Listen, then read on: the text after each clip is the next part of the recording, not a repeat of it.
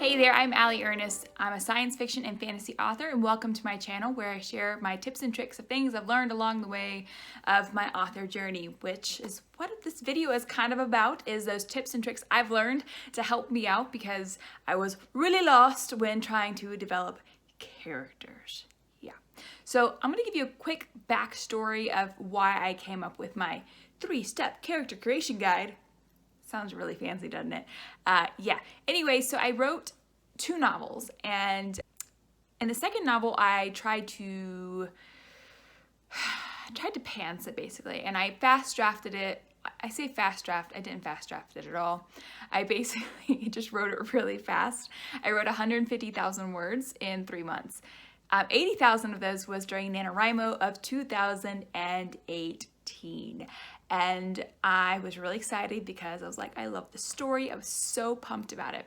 And then, I went back to go edit and it was terrible. One, I pretty much pantsed it. And so like, I knew vaguely where I was going and kind of what I wanted to accomplish, but kind of was like, I'm gonna discover where I go as I go to this ending point here. And it ended up being pretty messed up because I went all different ways. But one of the main problems with it when I went to try to actually go and revise it was my characters fell really flat.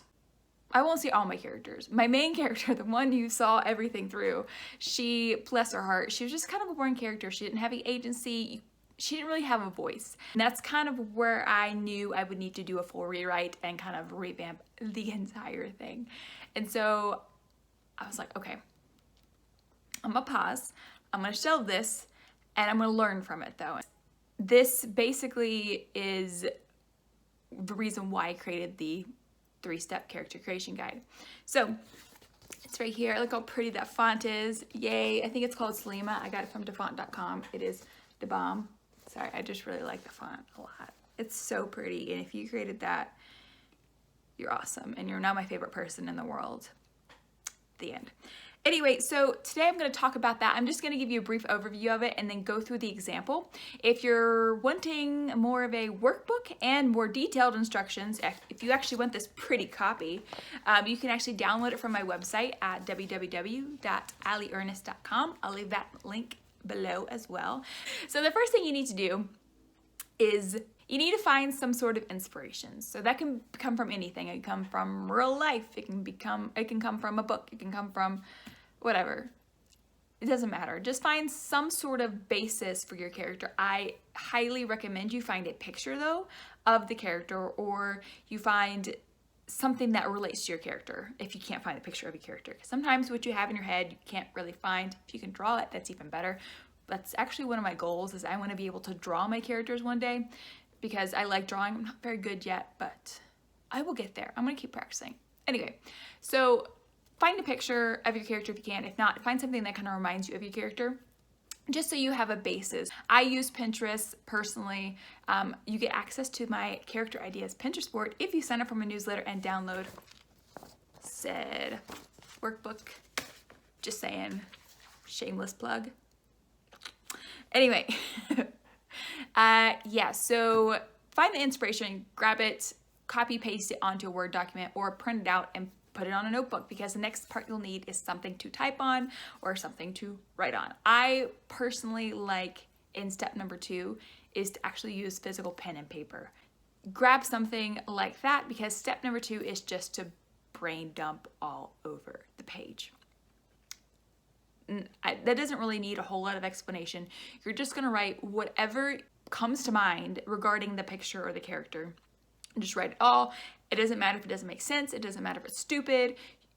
It will probably change, just so you know, just give you a heads up. It's probably gonna change throughout the whole process anyway, so it doesn't matter kind of what you write down. The whole point of this part of the exercise is to just get your words down on paper and to kind of get a feeling for your story. So I'm going to show you what mine looked like just for a second, and then I'll come back to it with the example. But see, this is actually, I will say this is actually a lot neater than what it usually looks like. So yay.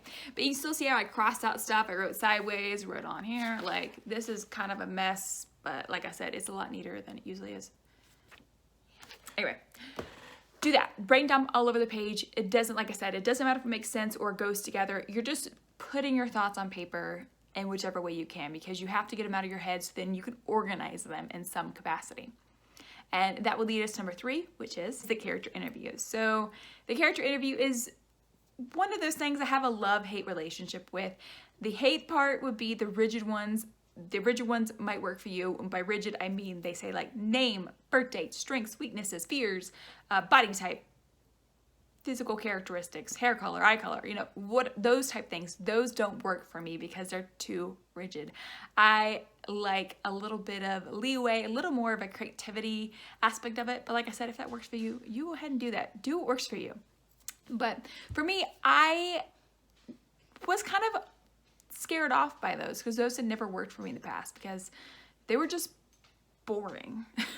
And they made my character sound really boring. And I'm not saying you shouldn't keep track of your character's eye color, because let's be serious, if they're blue in chapter 1 and then brown in chapter 10, that's a problem, unless they have this really cool ability that, sorry, I got distracted. Anyway, yeah, so they didn't work for me. You definitely want to keep track of that stuff so you don't have any inconsistencies, but those shouldn't be your character interview, in my humble opinion. Instead, I found a fantasy character interview online. I just Googled literally fantasy character interview and clicked the first thing that popped up. Well, I'm glad I did, because the first character interview that popped up was phenomenal. I will link that down below, but Sarah O'Neill is the one who actually came up with it and posted on her blog, I believe, and I use it. I haven't stopped using it because it's my favorite. So the thing is you pretend that you're the interviewer and your character is the interviewee. It's awesome. I love it because I got to role play. I got to use my imagination because, I mean, hello, I'm an author. I have to use my imagination anyway, and I enjoy using it. Sometimes it gets me in trouble, but it's fine. Anyway, I enjoyed that because I got to role play with my character. And if I'm not in a coffee shop, or one time I was in Panera doing this, I didn't do it in Panera because that's embarrassing, but actually ask the questions out loud and answer because I'm kind of weird. Yeah. Anyway, it's fun. One other thing I do that I recommend you do, regardless of where you are, is have a chair for your character. And so have it sitting in front of your desk, or if you're at Panera, sitting on the other seat in front of you, and pretend your character is actually sitting there. Use your imagination once more. What does your character do when they sit down in the chair? Do they turn it around backwards? Do they sit prim and proper? And so on and so forth. Think about that. Think about the character you've brain dumped, you kind of know a little bit about, because you kind of have a sense for him now more than you did beforehand. So you can probably guess as to how they would sit in the chair, and that tells you a lot about the character. For example, Case in The Promise of Shattered Stars promptly came in, turned the chair around, and sat backwards and slumped over the chair. That's who he was as a character, and that's kind of, it just helped me so much to visualize him. And that kind of gets you into the mood or the state of mind you need to be to do the character interview, because once you start answering the questions, it might be a little stiff at first, I will say, just because you're not used to it. But once you start answering the questions, and as you go down through all the questions, you'll start realizing that your character is answering them themselves. You start hearing their voice. You kind of understand their personality better. It's awesome, and it's my favorite thing ever, because I start getting a really clear understanding of who my character is, and I start hearing their voice in my head, and it's awesome. It changed my writing, because my third novel, like I said, my second novel, I really struggled with character, fell flat, didn't have the agency, but my third novel, the characters are what make that novel, and what makes me want to keep writing in it. I don't want to stop in this world because I love my characters so stinking much. That's the 3-step character creation guide. However, I do add a 4th optional step. I don't put it as the 4-step character creation guide because it's a little bit of a harder step, but if you are in the creative mode, if you're creative, or you just want to do it regardless, it's really fun, and I highly suggest you do it if you want to. And I call it the character ramblings step, and that's basically where you now have the character's voice in your mind by doing the character interview, and you just sit down with a blank piece of paper and you just write from your character's point of view. I kind of take it as a, like, tell me about yourself kind of question, and I just kind of write what comes to mind. It might make sense, it might not. You hear about their history, you just it's awesome. And I can't really describe how it happens because it just happens. It's just kind of like all of a sudden I'm in my character's head, I'm in my character's voice because I've been doing all the other stuff. I have a sense of who they are and understanding their voice through the character interview and the brain dump. And it just comes out on the page as a diary entry or a journal entry. It's awesome. A lot of the things actually change throughout the story. So a lot of the things I have in my character ramblings to begin with are not even in the story anymore because the story has changed, and that's fine. What I do is if I'm getting stuck trying to write in the character's point of view and I just can't, it's not feeling right, then I go back and I read the ramblings, and it usually snaps me right back into the character's frame of mind. I'm able to get through the scene. I love it. It's my favorite. Yeah, so anyway, I'm going to give you the quick example. It's also included in the workbook as well, just so you can kind of get a feeling of what it is and kind of understanding it, just in case you didn't quite understand from those directions there. So, like I said, the first thing to do is to find inspiration. So, for the example I did real time while actually making the workbook, I'm going to put the picture up here. I don't know if it's going to fit. There you go. Put the picture up here. And I will link the picture down below because I don't know who actually drew it, because all the pins I found relating to this I guess it's like I think it's a graphic novel or something, was written in, I think, Russian. Don't quote me on that. But I couldn't figure out where it was from. And it made me really sad because I was like, I kind of want to read this story and translate it into English if it's in Russian because I can't read Russian. Anyway, I love this picture because you have the man and the woman. They have two different characters to choose from, but also you can create a whole story out of just this picture. And having a portrait of a character is just fine. You can do whatever you want if you have a character in your mind and you need to find that particular portrait. But I highly suggest you find something where you have some sort of facial expression or something else going on in the background, which is what I have in the actual workbook, as I have two pictures with stuff happening in the background. And so you can kind of get a story sense from that. And that also really, really helps you. But yeah, so we're going to go with this one, and I am going to go on to the second step, which is the brain dump, which is what I showed you earlier, is this guy. So I ended up naming her Zara because I really like that name, and it kind of fit. Her name is Zara. Apparently means blooming flower in a language. I can't remember what language, but apparently I looked it up and it means blooming flower. I thought that was really cool because it kind of went with the way I had her story going in my head. But basically she's the queen of a country and the man is their king, which is the husband, and they've been through a whole lot. And you'll learn a little more about them in the character interview in just a second. But I just brained up all over the page. I had a list of man names for her husband. I had it started out with the woman looks taken aback by something. It is whatever the man has said. So in the picture, you can kind of tell that. She's like, what? What are you saying? And the man's just kind of grr, angry, sort of. And then I drew an arrow and said, or, I felt that they were having a bitter argument and he's told her he has to leave for some reason and she doesn't know how to react to the news. So I was trying to think of went from there. And then I went through because I love the Odyssey, the epic poem by Homer. In case you didn't know which Odyssey I was talking about. I love it so much. I used to teach it every year, and it's probably half the reason why I love it so much. But I always thought, I was like, what if it's like Penelope? So if you read the book or the poem or you've seen the movie is awesome. It has, I think is it Armand Assante? Possibly. Anyway, I love the movie. Moving on. So Odysseus, basically his son is born, and then he finds out he has to go fight in the Trojan War. And doesn't realize he's gonna be gone for 20 years. But so I was thinking something kind of like that for this character is she has something huge to tell her husband and he finds out he has to go to war or something huge that he's gonna have to be away. And I kind of played with that idea of my story. Maybe that's the story I want to kind of tell is she's having to deal with her husband being away and having to deal with XYZ. Maybe it is a baby or whatnot, but there's something going on where they aren't happy, they're gonna have to be apart. And that's kind of where I went with the whole brain dumping type deal.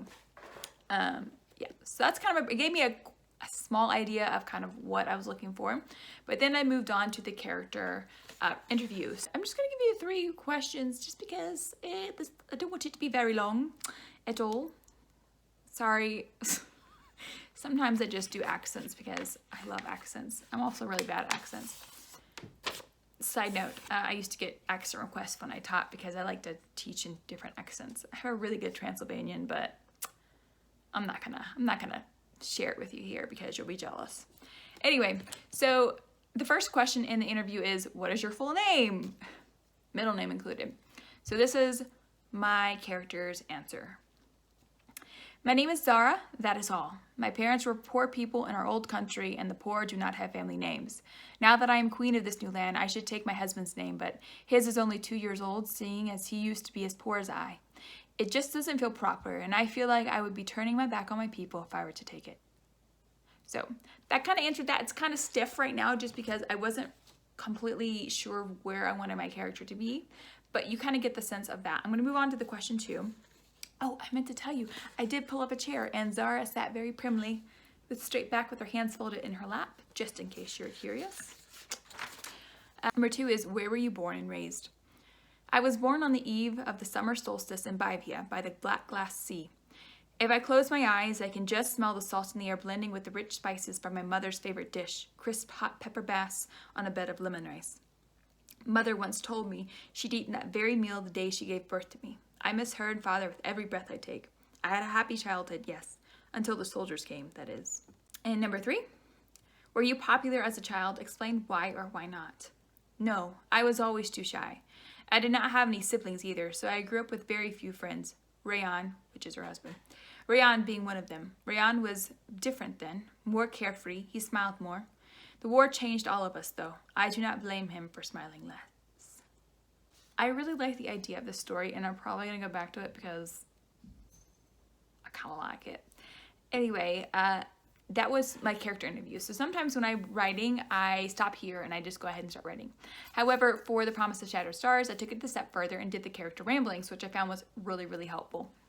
So with my new story, it kind of went back and forth. I was like, I should just do the character interview. And sometimes I skip the character interview altogether and go directly to the character ramblings, which is actually what I ended up doing for my new work in progress, which is an adult science fiction inspired by the Phantom of the Opera. I'm really excited about it because I love the story. I love the characters a lot already. But another story I started writing, I actually did the character interview and then I didn't do the ramblings. And it worked for one of the characters, but one of the characters had a whole lot of trouble understanding and getting into their point of view. So I ended up doing the character ramblings with it, and it worked well. So you mix and match these together if it helps you. Whatever works best for you, do that. And so the character ramblings for Zara would be this. I know Rayan is with me now. I am thankful that he and I both survived the brutal war for our new kingdom. Fighting by his side was thrilling yet horrifying. The images I saw, the people I myself killed, they will haunt me for the rest of my days. I now look back and recognize the blessing and the curse of my magical gift. If I had not been gifted so by the goddess, I would not have been able to save Rayan's life, just like I failed to save mother and father's. Yet, my holy power can also destroy so brutally. Dun, dun, dun. Yeah. So, that's your example of it. I hope you got more of a sense of what the character creation guide is about and kind of how to do it. Like I said, I do have a workbook on my website that includes, I'll show you, these pictures here to kind of do a workshop with, and I love these pictures. The art is beautiful. I give links to the art so you can see them in color as well. But anyway, I hope you enjoyed this video. If you did, please go ahead and give me a like. I would appreciate it. And if you want more content like this or want to know when I post more content, you can subscribe as well.